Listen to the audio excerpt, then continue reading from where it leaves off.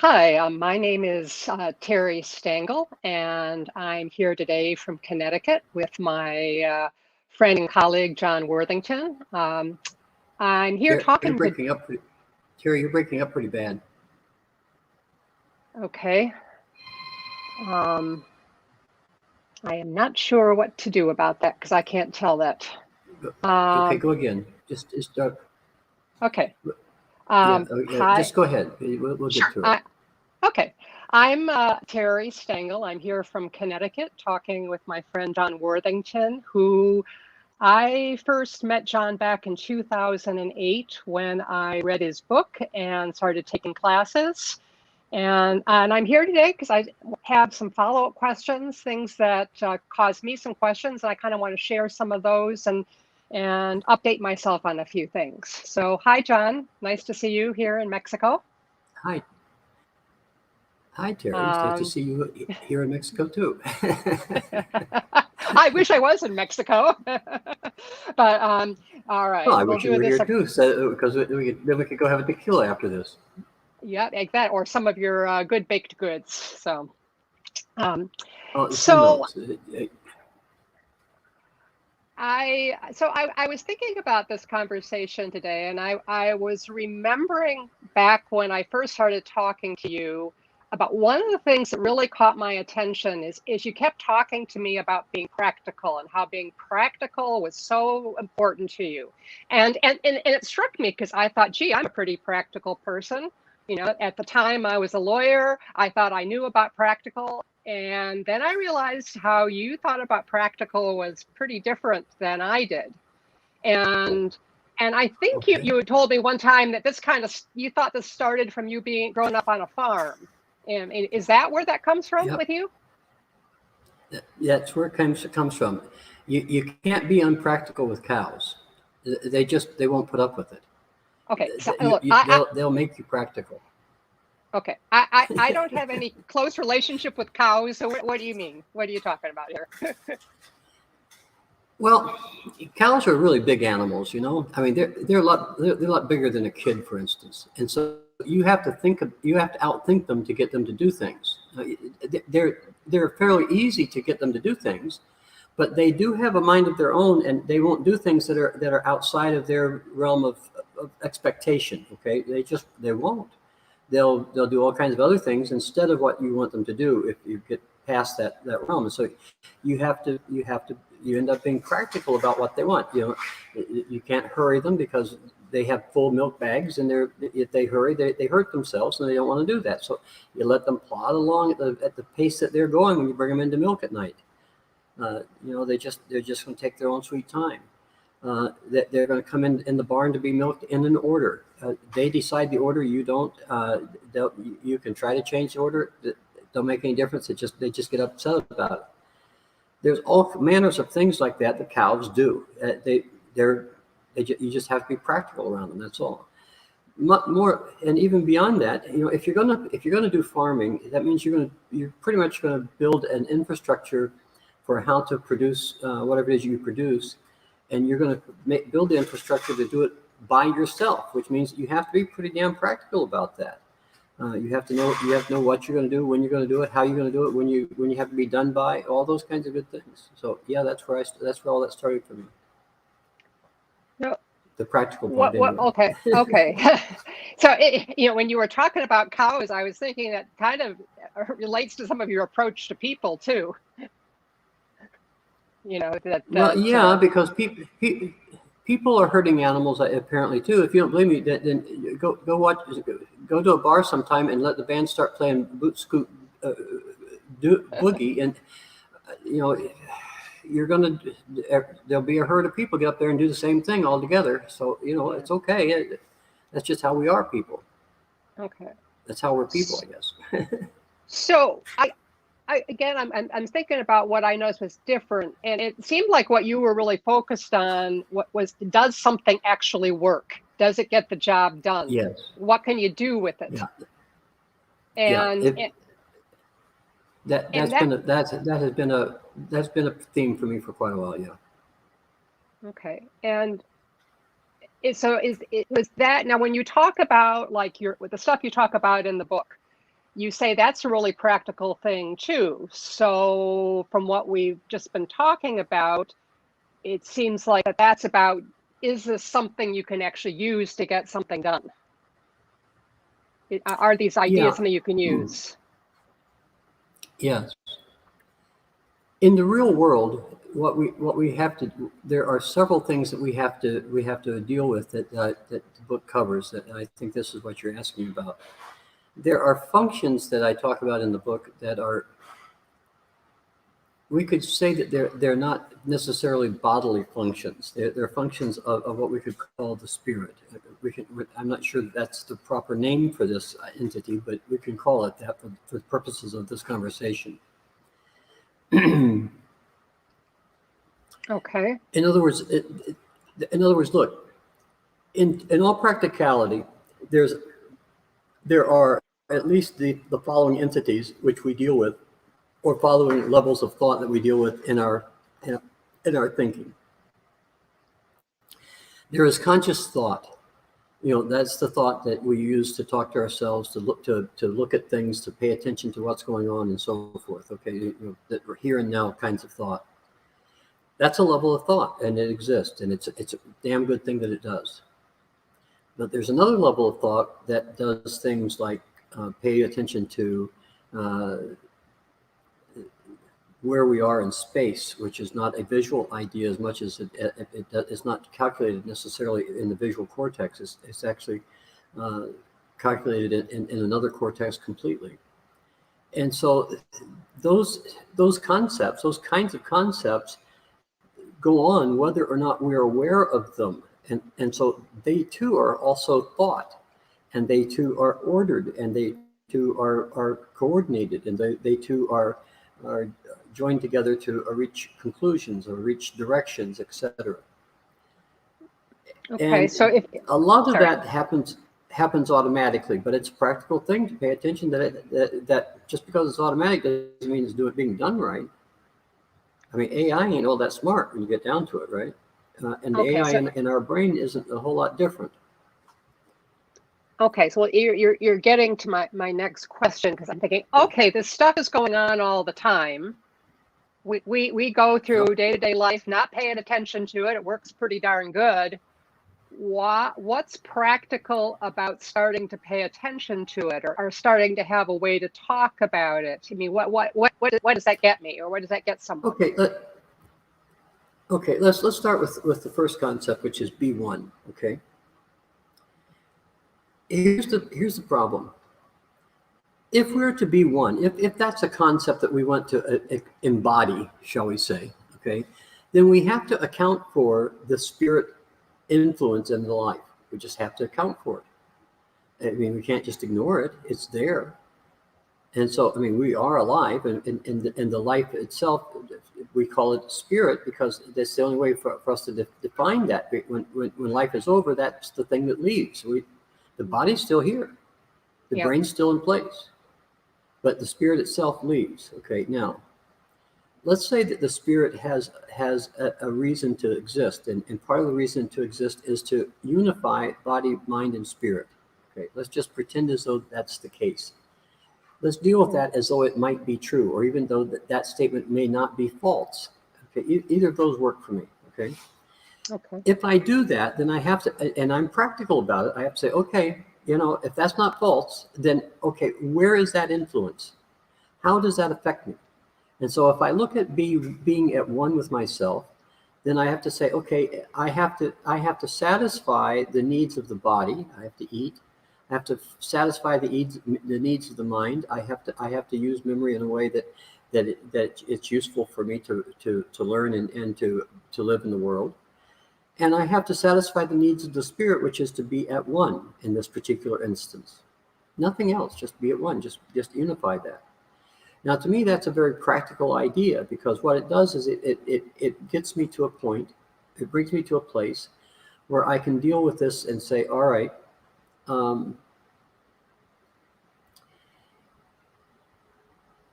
I have this spiritual part of my entity that I have to acknowledge. So I can't just do what I want as a body. I can do what I want as a body, but that's going to divide me, maybe. I have to also consult with the spirit part of me. Now, how do I do that, really? Which brings us to the second part of this idea, which is harmony. The way I do that, really, is I have to be able to check to see if somebody else can agree with that thing. Here's the reason. The way the brain works is that it treats something as true if it has these three parts. If that something has these three parts. Okay. If the brain can see that, I'm sorry, go ahead. Yeah, I just wanted to make sure I followed something back there a second. You were saying if and you have to check to see if it agrees with that thing. What did you mean by that thing? Yes. Well, that's what if it agrees with knowledge. Okay, so knowledge is a particular. Okay, so I'm trying to be one, and my soul, and I have the sense, okay, I think this is, in order to be one, this is what I need to do, or this is where I can be one with myself. But that isn't enough. I have to go outside myself to see if anybody will agree with that. Okay. Yes, but the reason for that is because of how knowledge works in the brain. You see, for something to be known, for us to deal with it as though it's known, so we can actually move the body with it, we have to have three parts. We have to have the experience itself. We have to have a source of what that experience means and is. And we have to have third-party substantiation. If somebody else, we got to be able to go to somebody else and say, hey, what is this? Do you have the same kind of thing going on with you? And if they say yeah, we say, okay. If they say no, then we say, oh, well, I guess I'm weird.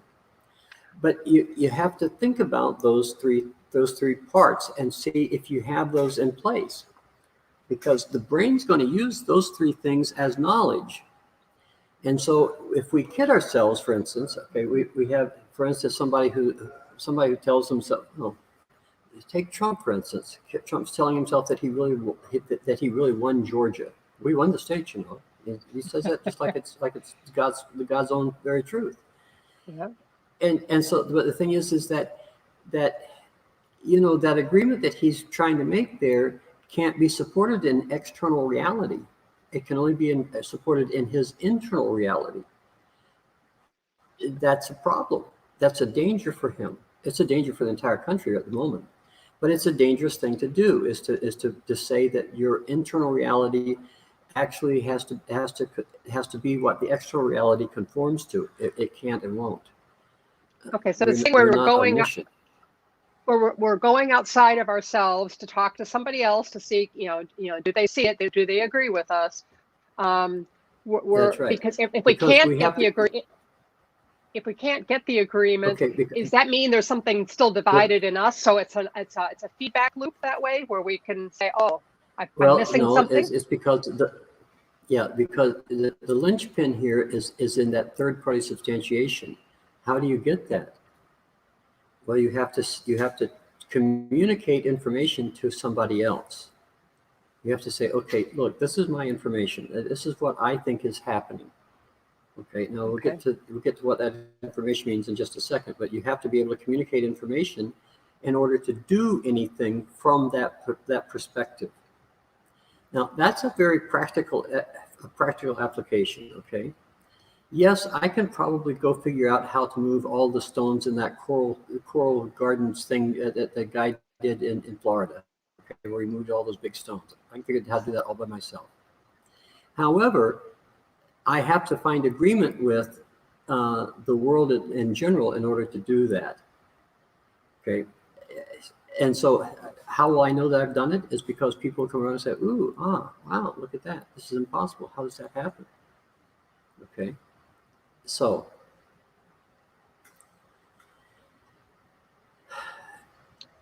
this is the three parts that we all have to start with, because in the three parts are, I have to be at one, I have to be in harmony, and I have to be able to do things. And how I do those things is I have to be at one and be in harmony. And how do I be in harmony? I have to do things and be at one with myself. They all kind of have to fit together. Now, to me, that's a very practical application of thought. It's something that everybody can do. It's being done with everybody already. It's already something that happens whenever we accomplish something. I don't care what it is you accomplish. that's something that we all go through those 3 steps. We all go through those 3, Yeah. or we all realize those 3 functions. Okay. Okay. And Yeah. here's how we know that.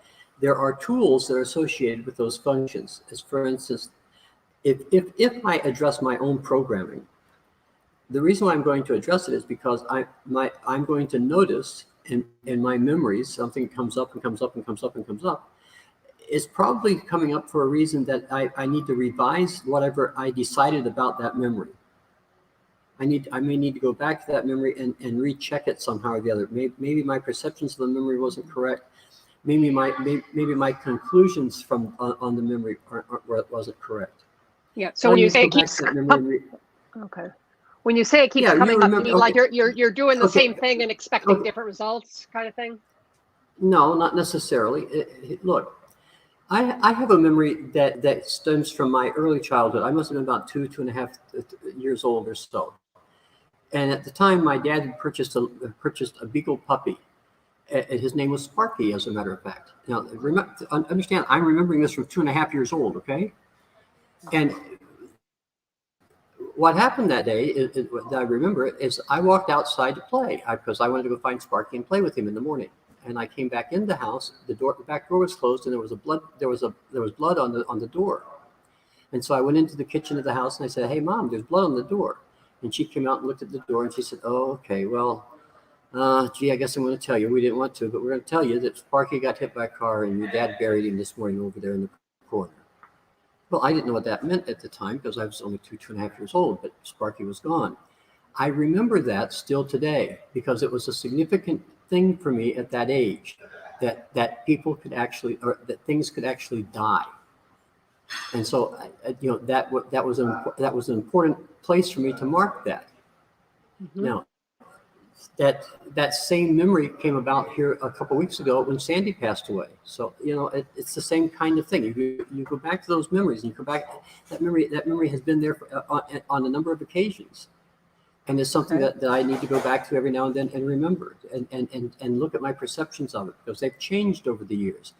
My perceptions of it now are not the same as my perceptions of it when I was 2, or even 2.5. Yeah, I hope not. Yeah. Uh-huh. Okay. All right. So in order to look at our program, when we start looking at those memories to say, gee, what are the things that are important enough that they keep coming back to them? Right. And it's like most of the time we think those things that are that important, we just think they're normal things that we remember, but they're not. Mm-hmm. Okay, they're marked somehow specially for us. Okay. Okay. There's all kinds of crazy things I can tell you from people who've done rewrites and so forth, but I don't think that's really what you're asking about this morning. So Okay. we'll So go on again, back to it. yeah, and my sort of theme here has been about practicality. So by looking Right. at that stuff and seeing what's there, you're saying there are practical Then I benefits for can make doing that. right. Even in later life, it's like when Jerry Comiskey went back and tried to figure out why he had survived the World Trade Center falling down around his head, not one but two on the same morning, and he survived them both. He had to stop and say, "Okay, why did I survive?" It took 7 years for him to figure out that it was so that he could tell his kids that it can happen again. Okay, fair enough. That's also something that was very traumatic, that he went back to because he was trying to figure out why did he remember? Why did he survive? What was he supposed to know about that? And for him to find peace with that, he had to figure out, give himself a reason. Well, that's what we always do with these memories that we fix. Okay, that we go back, we give ourselves a reason for why it was that we remembered that way. Now, the thing is that we check with that. We can't do that on our own. It's like Jerry couldn't do that all by himself. He couldn't say, the reason I survived was this. He had to have third-party substantiation. I happened to be that for him that day. Okay, When he actually said, "Oh, okay, I see." Because in other words, I was that experience, that other person that had the same kind of experience he had to know that the reason why he knew something was because he had to tell other people. Okay, so again, make sure I'm both with on this.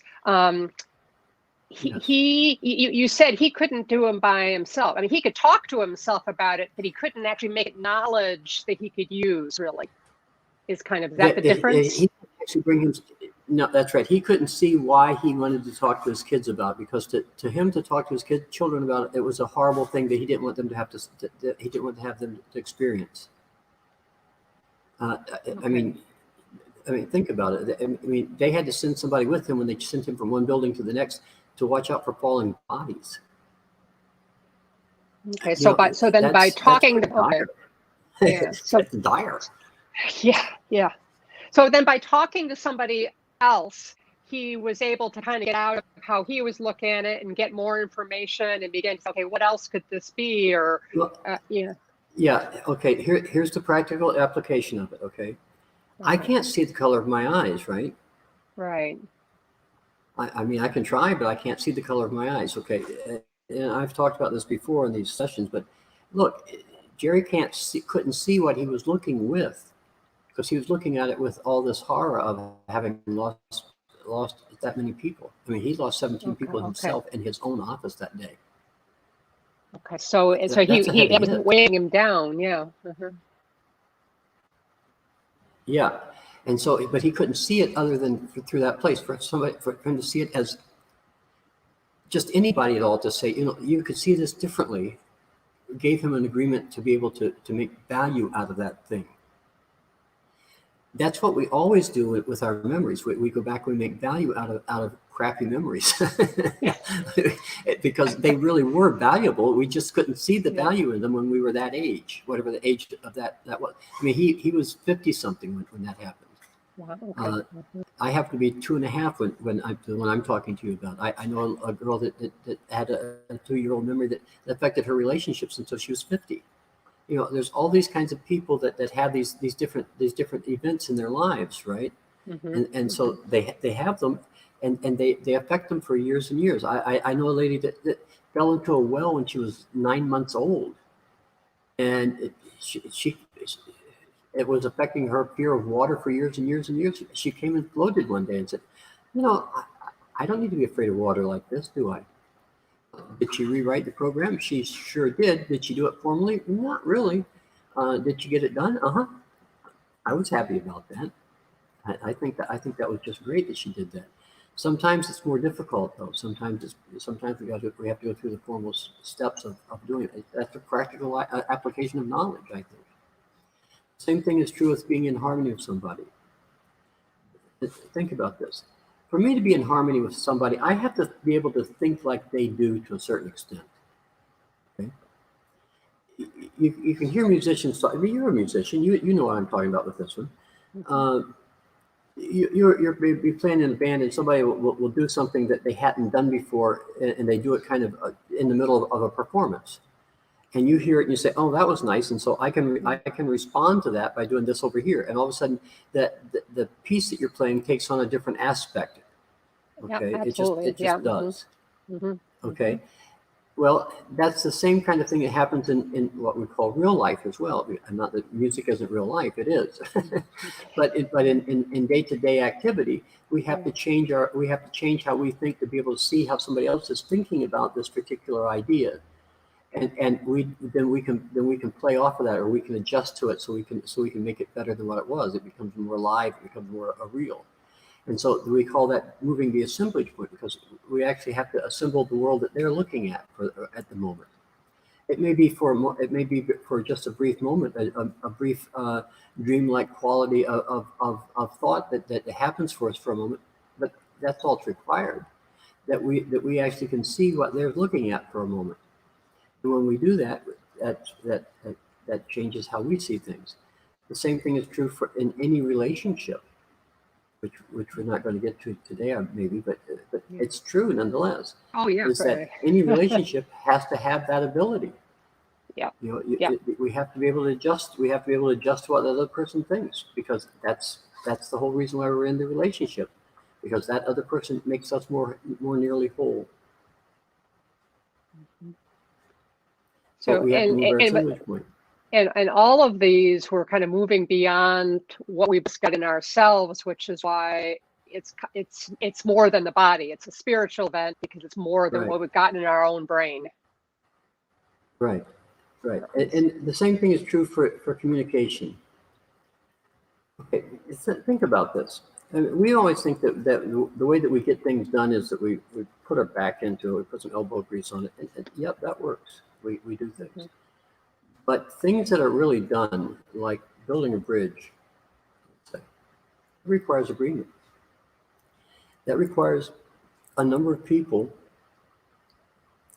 doing a number of things, and it's not what any one person wants. It just can't be. It doesn't work that way.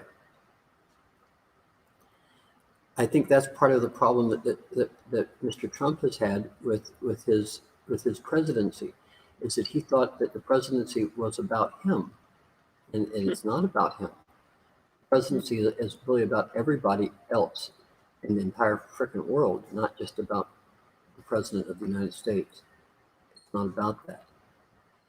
Well, you know, I can forgive Mr. Trump for thinking that, because it would appear to him from his experience set and his programming, quite obviously, it appears to him that that's the correct thing to do. It doesn't appear to a lot of other people that's so. That doesn't make people who disagree with what I'm saying is that, you know, it is not about him. That doesn't make them necessarily wrong or my enemy or anything. It's just that they see it differently than I do. And I have to be able to move my assemblage point to where they see it in order to understand how they look, how they think about it, why they think that they're wrong, why they think that this election was stolen, due to what they think they know. That's what it is. They actually have third-party substantiation from apparently reliable sources, such as Fox News or OAN or whatever that is. You know, that's just. Well, yeah, that's one of the bad actors we have bad actors who are misrepresenting what is real or even what they themselves believe. Right. So the third-party substantiation. Yeah, the third-party substantiation isn't necessarily true or accurate. It's just whether you have it. So you've got right. You know, okay. So let's look at the third part of this. Okay, the communication from these unreliable sources, let's say, has resulted in the death of a lot of people. It's like Mr. Biden said the other day, we have a pandemic of unvaccinated people. And the reason why we do is because of misinformation, people who have not been honest about the communication which they've put forth. They were not reliable third-party substantiation. They just weren't. And as a consequence, people died. People are still dying as a consequence of this. Now, to me, it's a rather practical idea, is that you don't tell lies. You tell the truth when you communicate information, because that's the whole idea of it being information. I mean, think about this. Information is data which is transferred from one biocomputer to another. And so that data that's transferred has to be real, or you can't really make a real agreement. It's like Mr. Trump's idea of saying, okay, I alone hold the power. That's not a real thing. Okay. And so as a consequence, the reality that's coming out of that is very, very chaotic. It's not a real thing. To me, it's a practical application to say, okay, you know, if you tell the truth about things, and you're actually as honest as you can be with yourself and with others, if you're that honest with yourself about the reality that you yourself see, then, you know, things will probably will go for you pretty well. If you're not honest with yourself, well, you just have chaos all around you. It kind of sounds like what a windmill sounds like to Mr. Trump, I would imagine. Well, okay, so this is why. To me, that's a practical application of thought. Okay. Well, it's certainly an audio example. Got that in my head now. So that this is why Sorry. why you always start with B1, and B1 is premised on that kind of being honest, and Yeah, because look, practical is really being extremely honest. Okay, if I'm building a fence row out to keep the cows in, I can put it up with just little sticks and kind of keep the wire up there and so forth, and then that'll be enough. But the cows won't necessarily agree with me about that. The cows are just right up against it. They'll push that fence over, and then they'll go do whatever they want. Okay, they're big animals. They can do what they will please. If I'm going to keep the cows in the place, I'm going to have to put fence posts in the ground that can hold them back.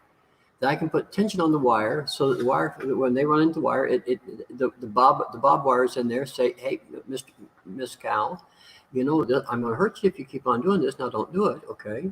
And the cow, being practical too, say, "Oh yeah, that's right. You're going to hurt me," and they won't do that.